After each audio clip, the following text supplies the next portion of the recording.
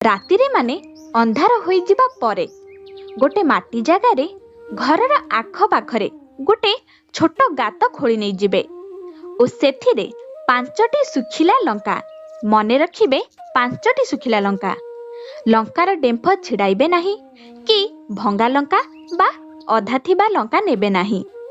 ଆପଣ ପୁରା ସଫା ସିଧା ଭଲ ଲଙ୍କା ଦେଖିକି ନେବେ।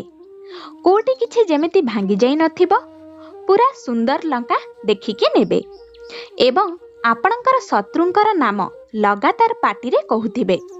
ଯିଏ ବି ଶତ୍ରୁ ଥିବେ ଆପଣଙ୍କର, ତାଙ୍କ ନାମ ବାରମ୍ବାର କହୁଥିବେ ଏବଂ ଏହାପରେ ସେହି ଶୁଖିଲା ଲଙ୍କାକୁ ସେହି ଗାତ ଭିତରେ ପୁରାଇ ଦେଇ ମାଟି ପକାଇ ଦେଇ ତାକୁ ଭଲ ଭାବରେ ପୋତିଦେବେ। ବନ୍ଧୁଗଣ, ମଙ୍ଗଳବାର ଦିନ ଓ ଶନିବାର ଦିନ ରାତିରେ ଏହି ଉପାୟ କରିବା ଦ୍ୱାରା